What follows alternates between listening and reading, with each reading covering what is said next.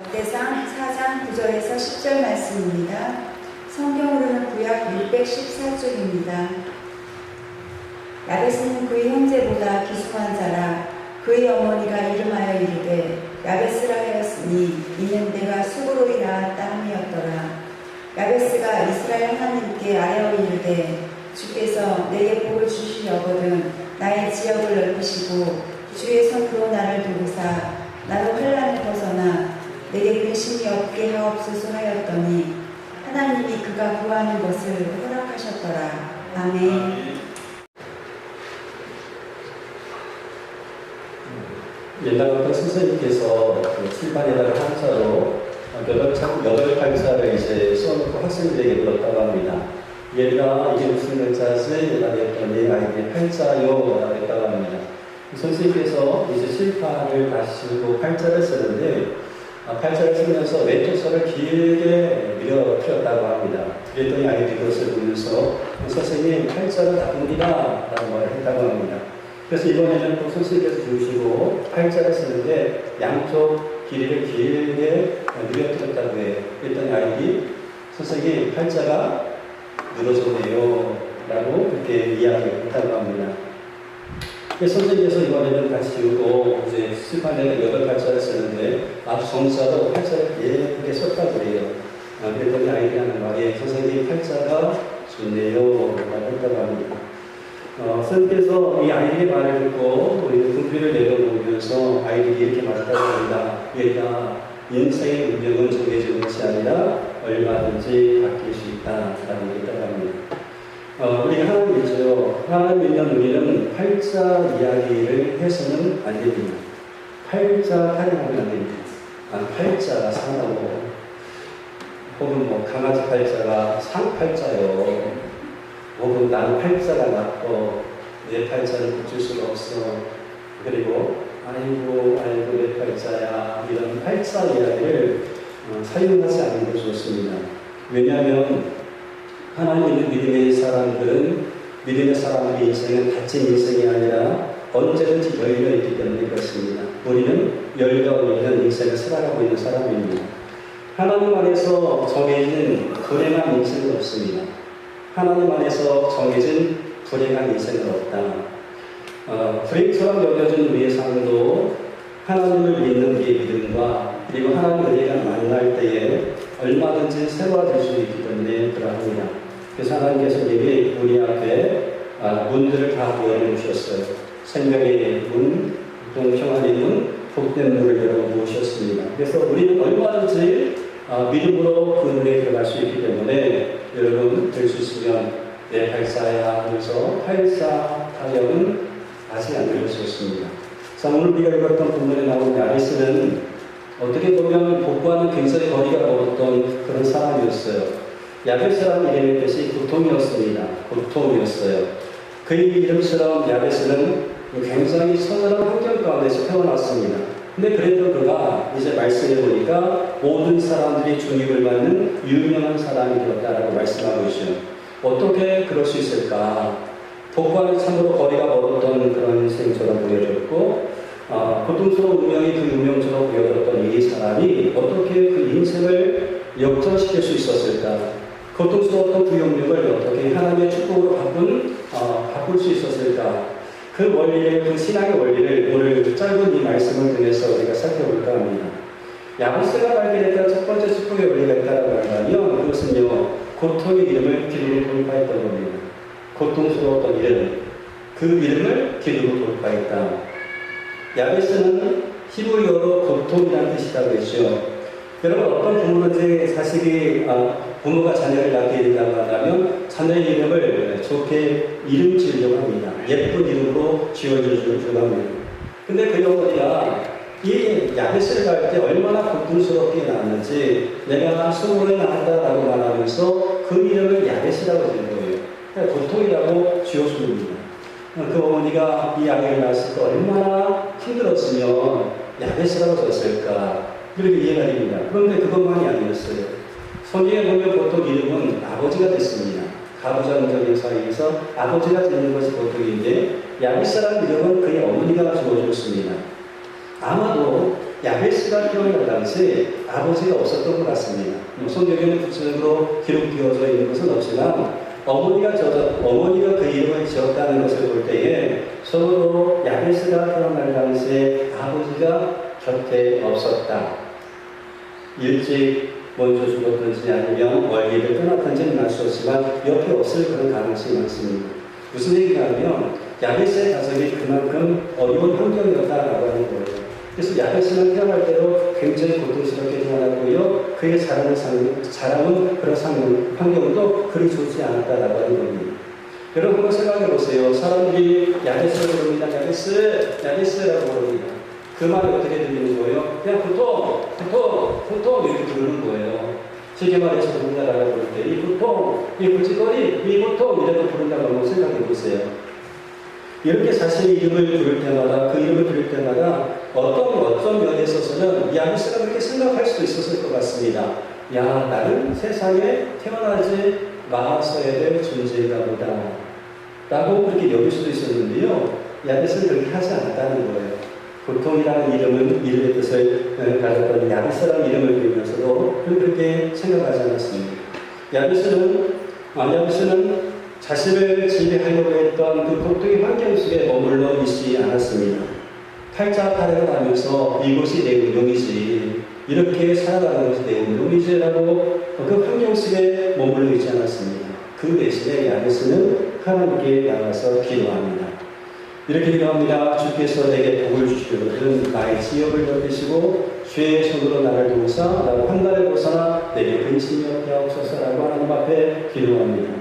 야베스가 하나님께 기도합니다. 하나님 내게 복을 주시거든 하나님 내게 복을 주시옵소서라고 기도합니다. 그러니까 야베스가 믿었던 하나님은 어떤 하나님인가 하면 복을 주시는 하나님이었어요. 복 주시는 하나님. 그래서 자신의 환경을 바꿀 수 있는 일이 복 주시는 하나님께 있음을 알았습니다. 그래서 하나님 앞에 나가서 하나님 내게 복을 주세요라고 기도했던 겁니다. 주께서 내게 복을 주시거든 이 말을 히브리 원문으로 시각하면 하나님 참으로 내게 복 주시고 복 주옵소서 반드시 복 주옵소서라고 하는 그런 뜻입니다. 그래서 개역 한글 성경에서는 이 말씀을 복의 복을 떠나사 이렇게 번역하고 있고요. 공문 번역을 보면 저희에게 복을 내려주시고 새로운 성경을 보면 주님께서 나에게 복을 주시고 라고 이렇게 이제 번역해 나왔어요. 그래서 주께서 나에게 복을 주시거든 주님 나에게 복의 복을 내려주세요. 많은 복을 내게 주세요 라고 그렇게 이제 기도했던 겁니다. 고통이라는 이름, 그 이름을 바꿀 수 있는 분이 하나님이셨습니다. 자신에게 복을 주셔서 이 고통을 통과하게 할 수 있는 분이 누구신가 하는 바로 하나님이셨습니다. 그 하나님 앞에 나와서 하나님 나에게 복을 주세요. 하나님 내게 복을 주세요 라고 그렇게 기도했던 거예요. 그 복이 뭡니까? 하나님 나의 지역을 넓혀주세요. 지역보다는 네가 잘하는 것처럼 지경이라고 할 수 있죠. 하나님 나의 지경을 좀 넓혀주세요. 이 지역을 넓혀달라는 이 기도는 단순히 땅을 넓혀달라는 그런 의미, 경제적으로 풍요하게 해주세요라고 하는 그런 의미만 있는 것은 아닙니다. 하나님 나의 지역을 넓혀주세요 라고 했던 이 기도가 하나님 다른 사람이 땅을 내가 많이 찾아가게 해주세요 이런 의미만 있는 것이 아니라 여기에는 더 풍성한 의미가 있습니다. 이것은 경제적인 풍요를 넘어서 하나님 제가 하나님 나라의 쓰임을 받기 원하는데 하나님 나라를 위해 쓰임받는 영향력을 행사할 수 있는 영역이 넓어지겠어요. 이게 이제 삶의 영향력이 넓어지게 달라는 그런 기도였습니다. 하나님 나라를 위해서 내가 일을 하는데 그 일할 수 있는 영역이 더 많아지게 해주세요. 이런 기도였습니다. 찬송가 작가 페니 큐십이라는 사람이 있어요. 이분은요, 생후 6주 만에 의사의 실수로 시력을 잃어버렸습니다. 남에서부터 신령한 것이 아니라 의사의 실수 때문에 잘못 안을 여는 마음에 시력을 잃게 되었어요. 평생 이제 앞을 보지보다는 그런 상황 가운데 살아야겠습니다. 세상 사람들의 관점에서 볼 때에 그의 인생은 굉장히 제한되고 좁은 삶처럼 여겨졌습니다. 그런데 그럼에도 불구하고 그가 자라면서 그는 그의 삶을 원망하지 않았습니다. 오히려 그는 하나님을 의지하면서 찬양시를 쓰기 시작합니다. 찬송가를 이제 잠깐 시를 쓰게 되는데 우리가 잘 알고 있는 나의 갈길 다가도 이 곡도 그가 이제 작사한 그런 곡입니다. 그분의 육체적인 어떤 지경은 좁았지만 하나님께서는 그의 영적인 지경을 넓혀주셨어요. 영의 지경을 넓혀주셔가지고 지금도 전 세계 많은 성도들이 그녀의 찬송을 부르면서 은혜를 받고 있습니다. 야베스가 기도했던 것이 바로 그거죠. 자기 자신의 이름에 묶여있던 이 고통의 의미에 묶이지 않고 하나님 앞에 이 지역을 넓혀달라고 그가 기도했던 겁니다. 또 한 가지 기도했던 내용이 뭔가 하면 하나님 주의 손으로 나를 봉사 환난에서 벗어나 근심이 없게 하옵소서 이 길을 갑니다. 주님의 손으로 나를 도와주세요. 야베스는 현실의 고난과 어려움을 외면하지 않았어요. 어려움이 전혀 없는 것처럼 여기지도 않았습니다. 야베스는 고난 가운데에서 함께 하시는 하나님의 보호를 구하는 겁니다. 하나님, 고난이 있습니다. 이 고난 가운데 하나님 나와 함께 하시고 이 고난 속에서 나를 붙잡아 주세요. 라고 했던 것이 바로 야베스의 기도였어요. 왜냐하면 내 힘만으로는 이 험악한 세상을 살아갈 수 없다는 사실을 알았기 때문에 그렇습니다. 그래서 하나님의 손이 붙잡아 주면 얼마든지 이 고통스러운 상황을 벗어날 수 있고 험악한 세상을 이길 수 있는 힘을 얻을 수 있다고 여겼기 때문에 야베스가 기도하는 거죠. 주의 손으로 나를 붙잡아 주세요. 이렇게 기도합니다. 아이들이 자전거를 배울 때에 세발 자전거 배우고 네발 타다가 이제는 뒷바퀴 이렇게 풀잖아요. 그런 다음에 이제는 그 두발 자전거를 배우는데 이 두발 자전거 배울 때 어떻게 합니까? 아이들 혼자 배우기보다는 때때로 아버지가 뒤에서 붙잡아주는 거예요. 붙잡아주면 아이가 올라타서 이렇게 가잖아요. 한참 붙잡아주는 겁니다. 그럼 아이들이 뒤에서 붙잡아주는 그 아버지가 붙잡아주니까 사실 알기 때문에 핸들을 잡고 페달을 밟기 시작합니다. 그렇게 하는 거예요. 이때 아이들이 필요했던 것은 자기의 시력이 아닙니다. 뒤에서 붙잡아주었던 아버지의 손이었습니다. 그 손에 의지하여서 이제는 앞으로 가게 되는 거죠. 그러다가 어느 사이인가 아버지가 손을 딱 놓게 되면 그때도 여전히 붙잡아준 줄 알고 열심히 다니다 보면 자전거를 배우게 되는 거죠. 야베스가 간절히 기도했던 손은 주님의 손이었습니다. 바로 이런 것이었습니다. 험한 인생길 위해서 자신을 든든히 지켜줄 수 있는 것, 손, 그것이 바로 주님의 손이었어요. 어떤 어려움 가운데서도 쓰러지지 않도록 붙잡아주는 손, 주님의 손이었습니다. 그 주의 손이 나를 붙잡아주길 강력히 요구했던 거죠. 하나님, 제가 어디를 가든지 주님의 손이 저를 붙들어 주시고 주님의 손으로 저를 인도해 주세요. 주님의 어떤 상황 가운데 있든지 주님의 손으로 저를 붙잡아 주세요. 이거였습니다. 여러분 연말 얘기를 해보셨죠? 제가 이 교회 가운데 와가지고 아이들과 함께 이 터에서 연을 날려왔던 경험이 있습니다. 바람이 불게 되면 막 올라가잖아요. 높이 올라갑니다. 근데 올라가려고 했던 그 연이 때때로 바람이 불잖아요. 이렇게 떨어지려고 하잖아요. 그때 여러분 어떻게 합니까? 연줄을 잡아당기잖아요. 잡아당기면 여기 올라가는 거예요. 또 올라가게 되는 겁니다. 그렇게 해서 하늘 높이 올라갔어요. 근데 연 입장에서 우리가 한번 생각해 보자는 거죠. 연 입장에서 한번 생각해 보면 연이 이렇게 생각하는 거예요. 내가 더 높이 올라갈 수 있는데 지금 연줄이 나를 지금 묶고 있는 거예요.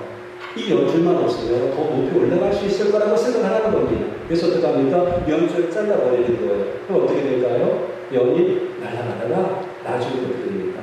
고꾸라지는 거예요. 그렇잖아요.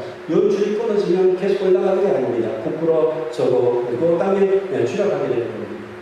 자유로울 것 같지만 통제력을 잃어버리게 되고 통제력을 잃어버렸던 연이 땅에 추락하게 되게 되는 겁니다.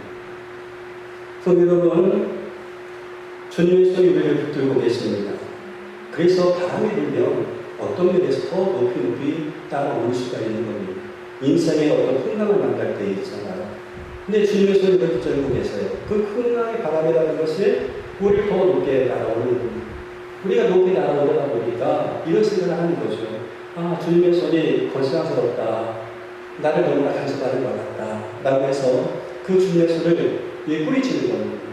그럼 더 높이 날아올 수도 모르고 더 자유로워할 것 같았는데 어떻게 되는 겁니까? 연이 방향을 잃어버리고 땅에 추락하는 것처럼 우리가 더 높이 올라가는 것이 아니라 땅에 추락하고 말게 된다고 하는 것입니다.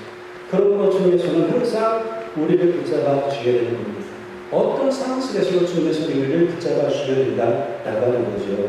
바로 야베스가 그것을 알았던 거예요. 그래서 기도합니다. 주님의 손이 나를 붙잡아 주세요. 그래서 환난에서 벗어나 근심을 피해 주세요. 주님의 손이 나를 붙잡아 주시기만 하게 되는 것이요. 그런 기도를 하나님 앞에 올려드렸던 겁니다. 고통이라고 하는 이름을 뜻을 가졌던 그 야베스가 그 고통을 어떻게 돌파하고 있습니까? 기도를 통해서, 복을 주시는 하나님 앞에 기도함을 통해서 돌파했다라고 하는 거죠. 그래서 바로 야베스가 얘기했던 축복의 원리 첫 번째입니다. 두 번째 원리가 있습니다. 야베스는요, 복을 받았잖아요. 존귀한 자가 되었습니다. 귀중한 자가 되었습니다. 하나님께서 모든 능력을 바꿔주실 수도 있고, 하나님 앞에 나와서 기도합니다. 그 이름에 갇혀 살지 않았습니다. 고통의 이름을 들고 하나님 앞에 나와서 기도했어요. 어떻게 되었습니까? 하나님께서 그의 기도를 들으시고 응답하셨어요. 오늘 성경 말씀 보면 하나님께서 그가 구하는 것을 허락하셨다. 하나님께서 그가 구하는 것을 들으시고 허락하셨습니다. 그래서 야베스가 귀중한 자가 되었어요. 존경받는 자가 되었다라고 하는 거예요. 존경받는 사람이 되었다. 그런데 여러분, 여기서 우리가 주목해야 될 것이 하나 있어요. 야베스가 귀중한 자가 되었는데요, 귀중한 자가 된 이후로 야베스라는 이름을 계속 사용합니다. 야베스라는 이름이 그렇게 좋은 이름이 아니잖아요. 고통이래요. 고통이라 부르는데 그리 좋은 이름이 아니잖아요. 근데 끝까지 야베스라는 이름을 버리지 않습니다. 고대 사회에서 이름이 그 사람 존재를 보여주는 것인데, 야베스는 평생 고통이라는 야베스라는 이름을 꼬리표처럼 달고 살았던 겁니다. 왜 그랬을까라고 하는 거예요. 내가 존경받는 사람이었고 귀중한 자가 되었다라고 한다면, 야, 이 고통이라는 이름을 좀 버리고 싶은데 그 고통이라는 이름을 계속 가지고 살았단 말입니다. 자신의 비전했던 그 시작을 계속 가지고 살았다는 거예요. 왜 그렇습니까? 잊어버리지 않기 위해서, 잊지 않기 위해서 그렇게 했습니다. 그것은 고통을 축복으로 바꾸신 하나님의 은혜를 기억하는 방법이었습니다. 야베스라는 이름이 고통이었는데 그 고통을 축복으로 바꾸신 하나님의 은혜를 기억하는 그런 이름이었다라고 하는 거예요. 그 이름을 기억할 때마다 어떻습니까? 내가 교만해지지 않을 수 있는 거죠. 내가 항상 겸손해질 수가 있는 거죠. 내가 옛적 일을 생각해보니까 지금의 생각을 보니 봅니다. 그냥 하나님 은혜다. 이렇게 은혜로 여겨지는 건 아니겠어요? 근데 옛날 일 생각하지만 뭐라고 지금만 생각한다라고 한다면 교만해질 수 있잖아요. 근데 옛 일을 기억하는 겁니다. 내가 옛적에 이 야베스와 같은 이름처럼 참 고통스러운 그런 상황이었는데, 이런 상황을 하나님께서 은혜를 베풀어 주셔서 나와는 존귀한 생각이 되셨다. 이것을 기억하는 겁니다. 그날 기억하는 사람이 어떻게 하나님 앞에서 교만할 수가 있을까요? 겸손할 수밖에 없잖아요. 야베스가 계속해서 존귀한 생각을 할 수 있었던 것은 바로 여기에 있습니다. 무엇입니까? 그가 겸손함을 유지했어요. 하나님을 잊어버리지 않고 겸손함을 유지했기 때문에 계속해서 그가 존귀한 자가 될 수가 있었던 겁니다. 어려웠던 사람들이 승부하고 큰 사람이 되면, 사람들이 존경받는 사람이 되면 계속해서 유지하는 얼마나 좋을까요? 근데 그랬던 사람이 한순간에 추락하는 이유가 어디 있습니까? 교만해서 그렇습니다. 교만해지기 때문에 그런 것입니다. 옛날 일을 생각하지 못하는 거예요. 그러나 옛 일을 생각하고 그 상황 가운데 나를 구원하신, 나의 은혜를 베푸신 하나님을 생각한다라고 한다면 그런 겸손할 수밖에 없어요. 내 입을 얘기하면 하나님의 은혜를 주어진 것이기 때문에. 그래서 여러분, 야베스는 초심을 잃어버리지 않았습니다. 초심을 잃어버리지 않았기 때문에 교만하지 않고 겸손함을 유지할 수가 있게 된 겁니다.